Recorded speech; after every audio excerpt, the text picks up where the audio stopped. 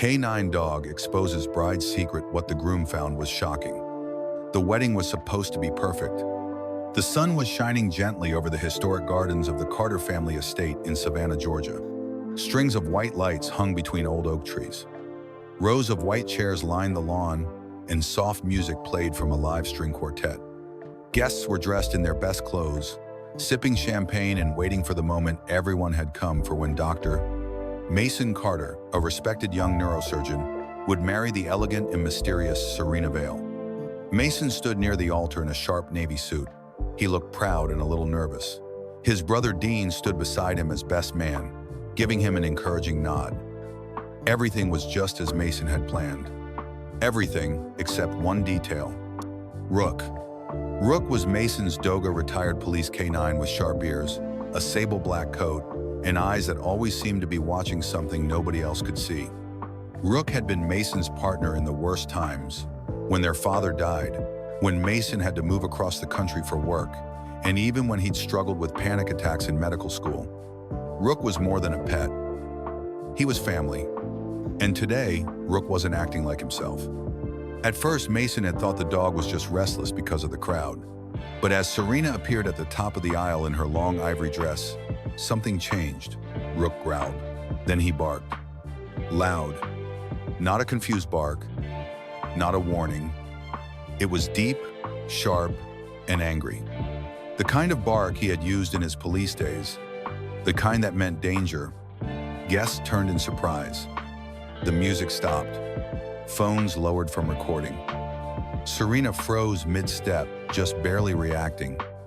Her expression didn't change much, just a polite smile and wide, calm eyes. Too calm. He's never liked white dresses, someone whispered, trying to laugh it off. But no one was laughing when Rook lunged forward on his leash, teeth bared, pulling hard toward the bride. Dean struggled to hold him back. Rook, heel, sit. But Rook wouldn't listen. His eyes were locked on Serena like she was a threat. Everyone stared, even Serena. She tilted her head, a tiny frown on her face. Whose dog is that? She asked in a sweet voice that cracked just slightly at the edge. Mason stepped forward. He's mine, he said slowly. Serena's lips barely moved. He seems upset. Mason looked down at Rook. The dog was still straining against the leash. His ears were pinned back, his tail stiff, his body shaking with intensity. He's never done this before, Mason muttered to no one in particular. For a few long seconds, nobody moved. Then someone coughed. The officiant cleared his throat awkwardly. Dean started pulling Rook back, step by step. The dog fought it, but finally gave in, barking one last time before being dragged toward the manor house. As Rook disappeared from view, the ceremony continued. Serena walked slowly down the aisle, all eyes on her. She didn't flinch. She didn't look nervous. If anything, she looked untouched by what had just happened. Mason tried to focus. He smiled when she reached him. He took her hands. They said their vows. Guests clapped, but the energy was off, shaky, uncomfortable. Inside the house, Rook paced the guest room floor. He scratched at the door. His ears stayed forward, and every few minutes, he let out a low growl. Something wasn't right, and Rook knew it. Back at the reception, Serena mingled with guests. Everyone praised her for handling the dog so gracefully. She was so elegant under pressure, one woman said. Didn't even flinch, said another. But Ruth Carter, Mason's aunt, didn't smile. She was a retired FBI agent with a good eye for liars and red flags. She leaned toward her husband and whispered, "That woman didn't even blink.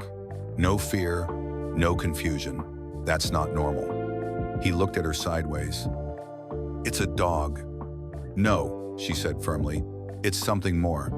After the wedding, guests moved into the grand reception hall. Music played, people laughed, and champagne flowed. But something was different. The bark. The way Rook had reacted. It stuck in everyone's minds, especially Mason's. Ruth couldn't stop watching Serena.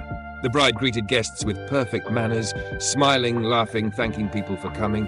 Her hair was in place, her dress spotless.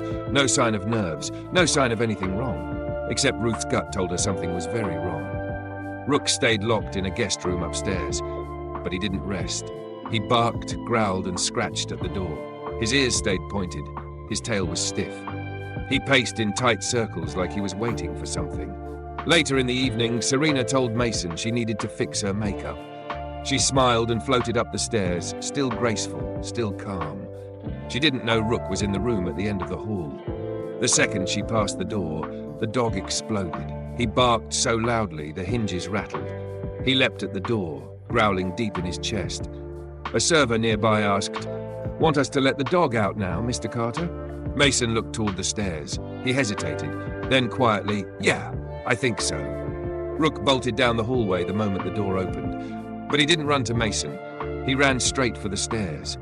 He stood at the top, stiff, staring down where Serena had gone. That night, Serena acted like nothing had happened. She laughed, danced, and kissed Mason under the lights. But Ruth didn't join the celebration. She was upstairs, looking for answers.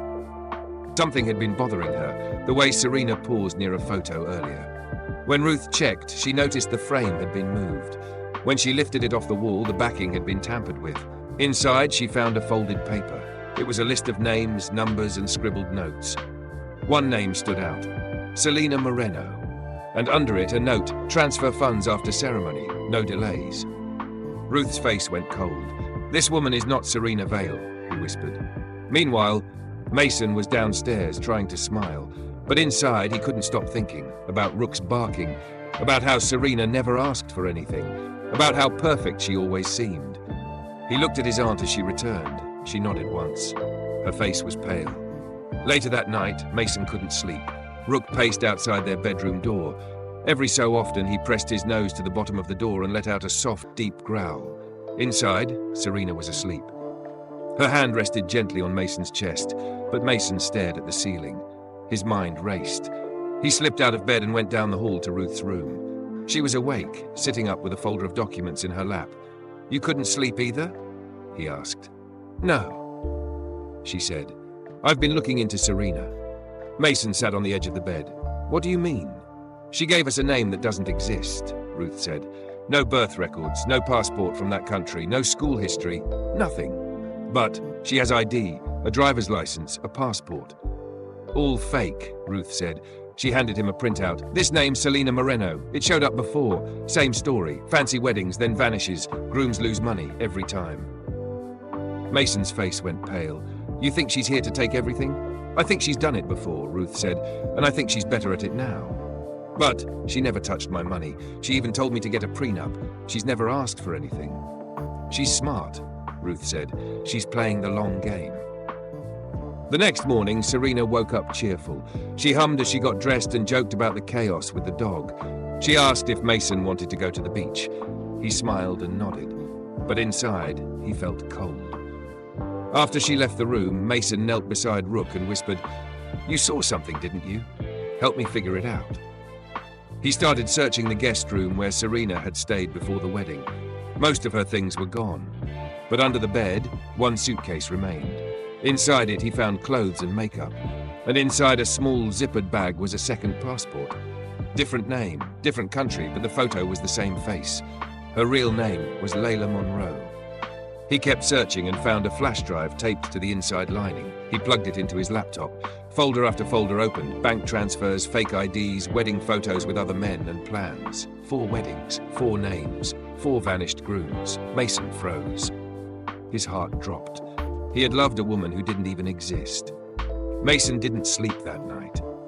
He sat alone in his study with the flash drive on the desk.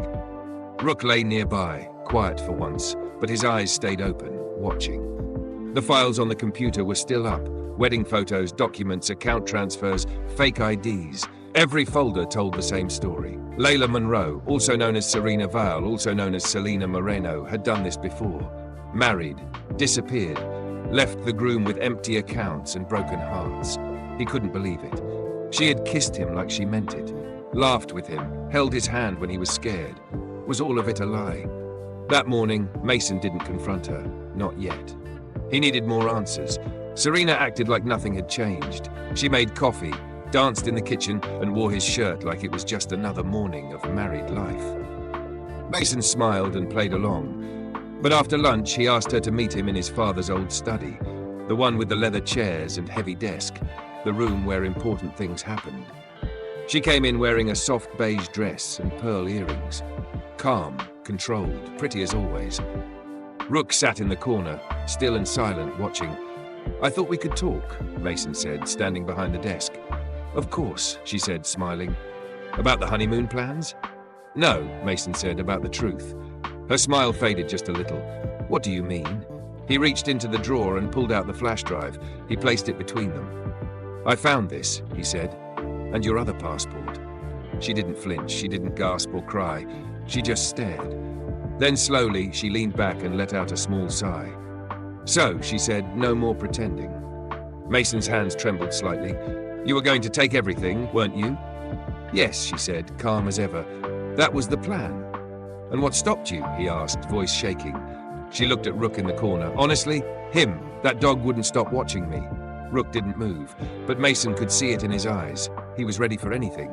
"You've done this before," Mason said. Layla nodded. 4 times. That you know of." "Why?" She shrugged. "Because men like you fall for the story, the mystery, the perfect woman with no past." "But I loved you," Mason said quietly. "I know," she said, "and that was the part I didn't plan for." Mason stared at her. "So what now? You run?" "I should," she said, walking slowly to the window. "That was the plan, but maybe I don't want to anymore." He laughed once, bitterly. "You think we can just forget all this?" She turned to face him. "I can give everything back. I haven't touched your accounts, I swear it." "You think that's enough?" he said. "I think," her voice cracked just a little, "if you wanted me arrested, you would have done it already." He didn't answer. She wasn't wrong, but not for the reasons she thought. "I don't hate you," Mason said finally, "but I'm not letting you ruin my life." She nodded. "So what now?" He picked up the phone. "I already made the call." Outside, they heard tires on gravel. A black SUV pulled up in the driveway. Serena, or Layla, went pale. "You turned me in," she whispered. "You turned yourself in," Mason said, "the day you said I do." The agents entered the room calmly. Rook stood but didn't bark. He simply watched her. Layla didn't fight, she didn't scream. She turned toward Mason with a soft, sad look. Not angry, not even surprised, just tired. She walked out with the agents, not looking back. But Mason stood at the window long after she was gone. Rook sat beside him, pressing his head against Mason's leg. "You knew," Mason whispered. "You always knew." That night, the house felt empty. The rooms were quiet. Her perfume still lingered. Her dress still hung on the closet door. Mason opened the suitcase she had left behind. Inside, he found a letter. "Mason, if you're reading this, I already know how it ended. I never planned to fall for you, but I did. That was my biggest mistake. Not the con, not the lies. Falling in love was what broke everything. I'm sorry I couldn't be the woman you thought I was. Maybe I wish I had been. Layla." Mason folded the letter and closed the suitcase. Rook stood at the doorway, waiting. "Let's go," Mason said quietly, and the two of them walked out of the room together. 2 days after Layla was taken into custody, Mason's house felt too quiet. There was no music in the kitchen. No humming, no soft laughter from the hallway. Just the ticking of clocks and the sound of Rook's paws on the wooden floors. Mason tried to go back to normal. He answered emails, made coffee, and sat through video meetings. But he wasn't really there. His thoughts always drifted back to her, to Serena, Selena, Layla. Whatever name she had used, she had made a home in his heart. Rook stayed close. He followed Mason from room to room, never letting him out of sight. The dog's body was calm now, but his eyes still watched the door like he expected something. That afternoon, Mason opened a drawer in the guest room where Layla had kept her things. Most of it was gone, taken by investigators. But one small box remained. Inside was a gold locket. He had never seen it before. He opened it. Inside were 2 tiny photos, one of a man in a military uniform and one of a young girl. The initials on the back said LG. Mason blinked. "Layla Gomez?" He typed the name into his laptop. What he found stopped him cold.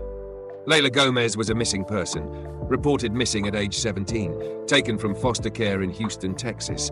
The case had gone cold years ago. No one had followed up. She had just vanished. Mason sat back in his chair, stunned. Layla hadn't just faked her identity to steal money. She had been running her entire life. She wasn't just hiding from him. She was hiding from everything. That night, Mason couldn't sleep again. Rook paced at the foot of the bed, ears twitching. Then he stopped and barked sharply. Mason jumped up. "What is it, boy?" Rook ran to the upstairs office and scratched at the wall beneath a built-in shelf. Mason knelt beside him and tapped along the wood. Thump! A hollow sound. He pried open the panel with a screwdriver and found a manila envelope tucked inside. Inside the envelope were torn papers, letters, and old records. One document was from a foster home. Another was a medical record from a psychiatric center. There was a childhood photo taped to the flap. A young girl, standing beside a woman in a police uniform. The name tag read Officer M. Navarro. Mason's breath caught.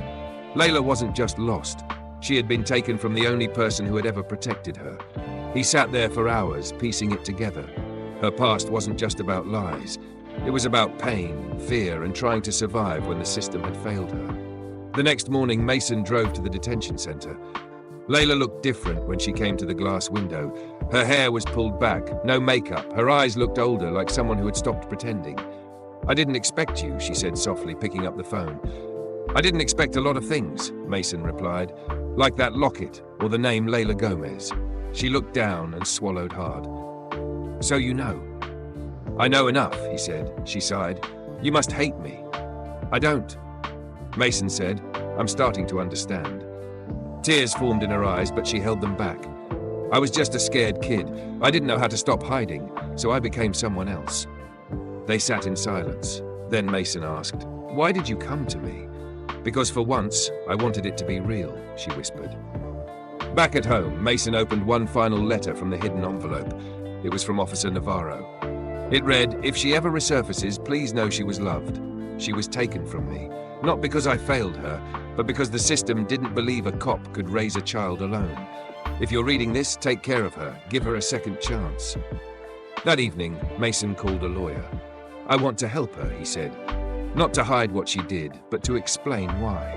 He worked day and night, gathering proof of her past, foster records, medical files, lost reports. He wasn't trying to erase the bad choices. He just wanted the court to see the full truth. Then one day, an envelope appeared in his mailbox. No return address. Inside was a photo of Layla at a train station. She looked scared. On the back, someone had written, "She's not who you think. Stay out of this." Mason brought it straight to the FBI. They took it seriously. "She's a target now," the agent said. "She knows too much." A few days later, Layla was moved into protective custody. Rook stood by the window that night, alert. He growled as headlights flashed in the distance. Someone had been watching. But Rook never left Mason's side. Weeks later, Layla stood in court telling her story for the first time with her real name. She didn't cry. She told the truth. About what she had done and why. About the people who used her. And about the man and the dog who finally saw through the mask. The judge ruled for time served and protection. As she walked out of the courthouse, Mason and Rook were waiting. She knelt down and hugged Rook tightly. "I missed you, boy," she whispered. Rook barked once and licked her cheek. Mason stood quietly, watching. He didn't need to say anything. They were finally starting over. Together. Subscribe to our YouTube channel, Love Tales of Tales, for long, heartwarming pets and animals. Love stories that stay with you long after they end.